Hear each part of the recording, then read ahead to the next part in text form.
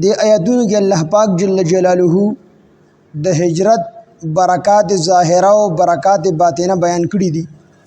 چې دې آیات کې الله پاک جل جلاله وعده کړی دا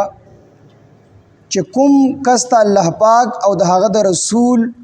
د رضا دپاره هجرت وکړي نو د ده دپاره الله پاک جل جلاله په دنیا کې لارې کولاوي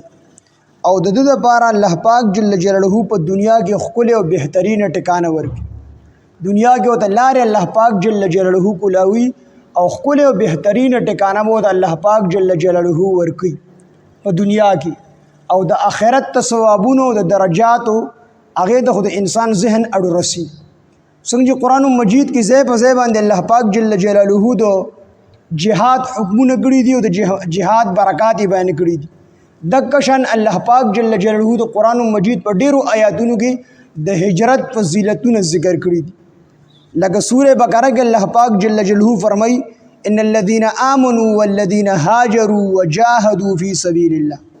بیشک ها کسان چې ایمان راوړي دي او هجرت کړي دي او دی جهاد کوي په لار د الله کې نو اولئک یرجون رحمت الله دا خلق دي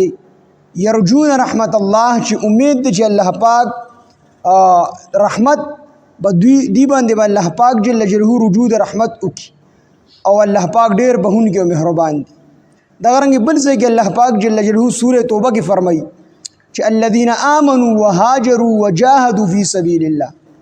آګسان چې ایمان راوړي دي او هجرت کړي دي او جهاد کوي په لار د الله کې باموالهم وانفسهم د خپل مالونو سره د خپل جانونو سره نو اعظم درجه نو لوی درجه دوی عند الله د الله په نسبت باندې اولئک هم الفائزون دا خلق کامیاب نو زې په زې باندې الله پاک جل جلاله د څنګه د جهاد فی سبیل الله دا غیب برکات بیان کړی دي نو دک شان دی الله پاک جل جلاله د هجرت برکات بیان کړي ځکه نبی علیہ الصلوۃ والسلام فرمای الهجرت تهدم ما کان قبله هجرت چې دی هجرت چې څوک وکي نو د هجرت نه مخکې چې څومره ګناهونه د ګړي هغه د الله پاک په د هجرت باندې معاف په د هجرت باندې د الله پاک جل جلاله هغه مخکنی ټول ګناهونه معاف کړي نو دې کې د هجرت فضیلتونه ذکر دي چې الله پاک په د دنیا لارې په کولاوي ښکلې بهترینه ټکانه بوت الله ورکړي نو دې کې فرمایي الله ومن یهاجر او هغه څوک چې هجرت وکي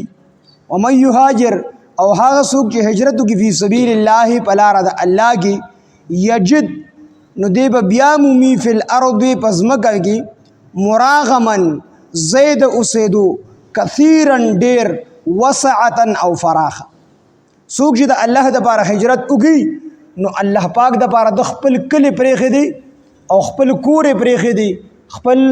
آرام او راحت یې پرېښی دی نو ده ته به الله پاک جل جلاله دا څیزونه ورکړي مراغمن زید اوسېدو کثیرا ډیر وسعتا فراخه ځای به ورته الله پاک جل جلاله ورکړي مراغم دا چې کوم دی مصدر دی دا د یو ځای نه بل ځای ته منتقل کېدو ته ویلی شي یا چې کوم ځای ته انسان منتقل کېږي هغه ځای ته چې کوم دی مراغم ویلی شي نو الله پاک جل جلاله به دغې خلکو له چې څوک هجرت وکړي ښکلې ټکانه بوله ورکړي بهترینه ټکانه نو مجاهد رحمت الله علیه فرمایي چې د بهترینه ټکانې نه مراد رزق حلال دی چې حلال رزق او ښکلې رزق بوله الله پاک جل جلاله ورکړي او حسن بصری رحمت الله علیه فرمایي چې د دینه مراد ښکلې کور دی چې کم سړی د الله دپاره هجرت وکړي الله بوله ښکلې کور ورکړي او دغه رنګې بعضې نور مفسرین فرمایي چې د دینه مراد غلبه ده چې په کافرانو به الله پاک دی ته غلبه ورکړي عزت به ورته الله ورکړي نو څوک چې هجرت وکړي الله پاک یې نه ضایع کړي حضرت ابراهیم علیه السلام هجرت وکړو الله نه دی ضایع کړی حضرت موسی علیه السلام خپل کلی او کور پرېښودو الله نه دی ضایع کړی رسول الله صلی الله علیه وسلم او صحابه مکه مکرمه پرېښودله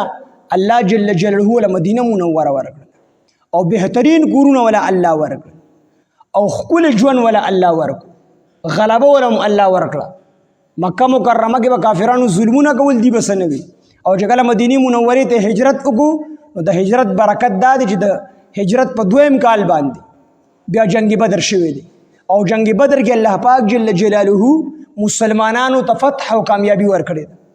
دا غي نه پس هغه بیا ټول عمر چې کوم دی الله پاک جل جلاله فتح او کامیابی ورکړي نو هغه هجرت وګړو د هجرت برکات دو چې بعضی صحابه دومره غریبانان چې دغه د ډوډۍ درک نه لګیدو خو چې کله هجرت وکړ الله پاک جل جلاله مال ورک او صحابه فرمایل چې کوم ټول عمر د دنیا د لپاره دومره مهنتونه کړې نه دومره مال به الله موږ له نور راکړي څومره چې الله پاک جل جلاله موږ له دین باندې راکړي د کیسر او د کسرا غ تاجونه هغه به صحابه بیا په لته باندې وای نو الله بوله خپل کور ورګي چې څوک د الله د لپاره هجرت وکړي الله بوله خپل ځای ورګي الله بوله رزق حلال ورګي مالداری بولم الله ورګي عزت بوله ورګي غلبه بولم په کافرانو باندې ورګي او دا ټول الله پاک جل جلاله دا چې کوم صحابه ول ورګل ابو هريره رضی الله عنه بیا خپل ځان ته کله وی د صوبې گورنر مقرر نو کله به خپل ځان دی وی ابو هريره ته هغه ابو هريره وی چې ته چې کوم دی د یو قبيله غلام وی او طالب تنها صرف دا درکول چې صرف ته مړول ډوډۍ به در په مړه خېټه درکوله دا بستا تنها او ستا حال داو چې اغي په کله په سفر باندې تلون ته سر پیاده روان ا قبيله والا چې د چا دی نوکرو ابو هريره رضی الله عنه نو خپل ځان ته دا خبرې کولې اے ابو هريره ته دی یوې قبيله نوکر وی نو تا تنها دا و چې طالب صرف ډوډۍ درکوله او چې تب اغي په کله په سفر باندې تلل نو تب ور سره پیاده روان وي او چې کله به قبيله والا ادریدل او دمه به کول نو تا لرګي را غونډول وی ابو هريره تعالی الله پاک دا مقام در کو چې د غونډي صوبې گورنر ولګو نو بعض صحابه غریبانانو او چې هجرت وکړ الله پاک جل جلاله مال ورکو نو دا د هجرت هغه برکات دي او دا د الله پاک جل جلاله وعده ده چې خپل زیب ول الله پاک ورکی غلبه ول ورکی الله پاک دغه رنګ چې کوم دی عزت ول الله پاک ورکی خپل کور بول ورکی رزق حلال بول ورکی